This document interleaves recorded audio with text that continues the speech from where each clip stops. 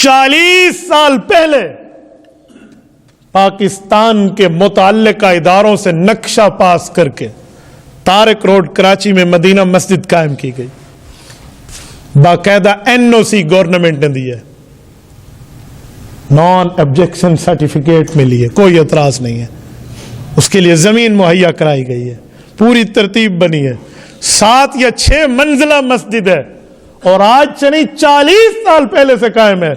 और ऑर्डर आ जाता है जी इसे बुलडोज कर दें। क्यों कर दें? अजी सरकारी जमीन है, इधर पार्क बनाना है।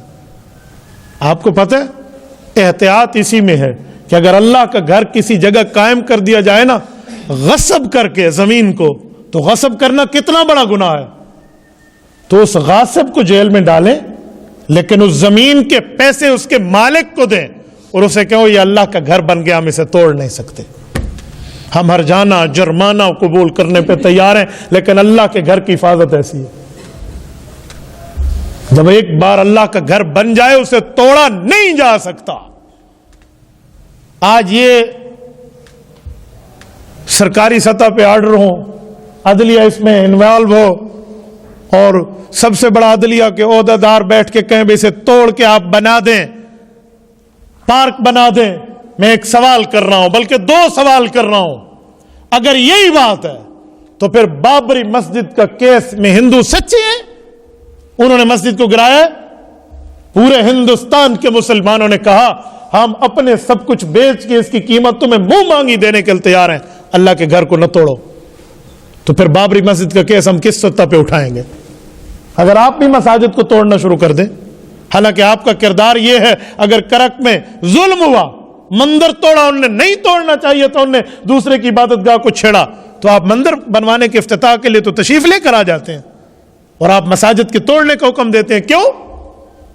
और अगर यही बात मान ली जाए तो मस्जिद अक्सा किबलतुल उला, फलस्तीन की पहली किबला मुसलमानों की मस्जिद भी फिर हक यहूदियों का तस्लीम हो जाएगा कि मुसलमानों ने मस्जिद बनाई है, फिर जगह उन्हीं की है, तो दावा उनका है।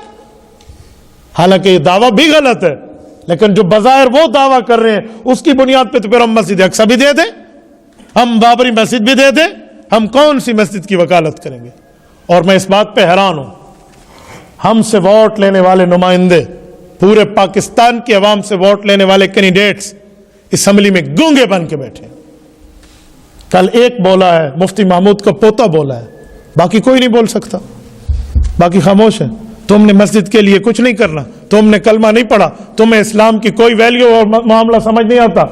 और वो कल मिन्नतें कर रहे हैं स्पीकर ऑफ द असेंबली की कि आप इस पे रूलिंग दे दें। जी मैं नहीं कर सकता। मैं भाई आप इनफरादी तौर पे बात तो कर सकते हैं कि मेरा इस पे नजरिया ये है, अदालत वहां के बंदों को सुने बगैर फैसला दे दे। कहते जज ने कहा है, शेखुल इस्लाम मुफ्ती तक उस्मानी दामत बरकातुम इस्लामी शरिया कोर्ट के चीफ जस्टिस रहे हैं, रात उन्होंने भी रद्द कर दिया। तो फिर अगर ये आपके पास है तो फिर जस्टिस हमारे पास भी है। किस बुनियाद पे मस्जिद तोड़ी जाए? किस बुनियाद पे अल्लाह के घर को तोड़ दिया जाए? अल्लाह के घर की कोई ऐसी, अच्छा 1 दिन की बात नहीं है, 2 दिन की नहीं है, 3 दिन की नहीं है, 40 साल पहले मस्जिद बनी है और फिर उस पर कागजात उनके पास मौजूद है, हुकूमत की दी हुई NOC मौजूद है, हुकूमत ने नक्शा पास करके दिया है, सब कुछ मौजूद है। उस वक्त क्या हो गया था? 1 मिनट में ये झूठ मान भी लूं कि सरकारी जमीन है, मैं मान भी लूं, तो ये सारी तरतीबें करने के बाद अब आप पैसे अदा कर दें, सरकारी जमीन की मस्जिद कायम रहे, ये ऑप्शन भी तो हो सकता है। मस्जिद तोड़वाना आपका कहां से आ गया? मस्जिद को मिसमार करना कहां से आ गया? मस्जिद को गिराना, अल्लाह के घर को मुनहदिम करना कहां से आ गया? ये दिन भी हम इस हुकूमत में देख रहे हैं। बदकिस्मती, खुदा की कसम, ब्लैक दौर, तारीख दौर है जो इस तरह इस्लाम और इस्लामी शायर और कादियानियत नवाजी और मिर्जाइयत की रेशा दवानियों को दूल देने के लिए इनमें हमारे सरकारी बंदे शामिल।